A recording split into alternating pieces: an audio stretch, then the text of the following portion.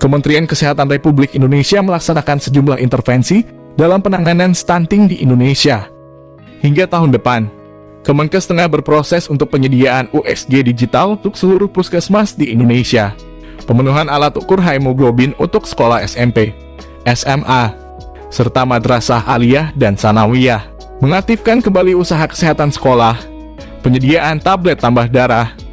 Menteri Kesehatan Budi G. Sadikin mengatakan penanganan stunting di Indonesia harus dilaksanakan secara inklusif melalui intervensi yang tepat.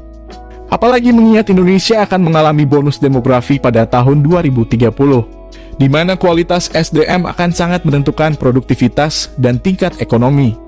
Meskipun angka ini sudah turun dari 37,2% pada tahun 2013, namun tentu kondisi saat ini masih membutuhkan percepatan terlebih mengingat amanah Peraturan Presiden Nomor 72 Tahun 2021 agar stunting bisa diturunkan ke angka 14% pada 2024. Upaya pencegahan dan penurunan angka stunting merupakan pekerjaan besar yang membutuhkan intervensi dari mulai remaja atau usia produktif, ibu hamil, hingga balita, sehingga dibutuhkan gerakan nasional yang bersifat inklusif.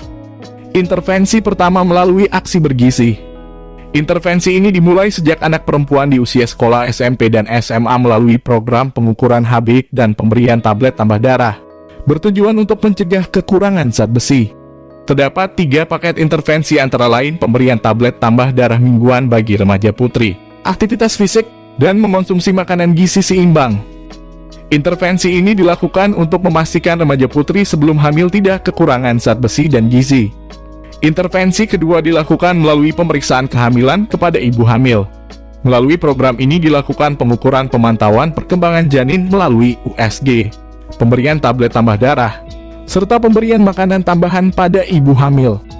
Intervensi selanjutnya mengaktifkan posyandu untuk pemeriksaan bayi baru lahir hingga balita serta mengaktifkan bulan vaksinasi rutin.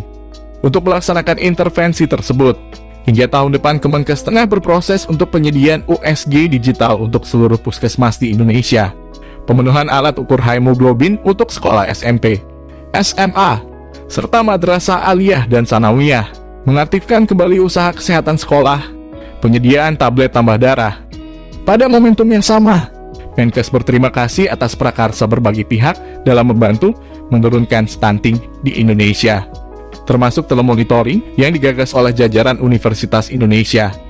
Upaya ini lanjut Menkes jalan dengan transformasi kesehatan, khususnya pilar 1 layanan primer, pilar 2 layanan rujukan, dan pilar 6 teknologi kesehatan, sehingga dimungkinkan untuk dilakukan pemantauan pemeriksaan kesehatan mulai dari teleobgyn USG, teleconsultation, serta teleantropometri dengan daerah melalui pemanfaatan teknologi komunikasi internet.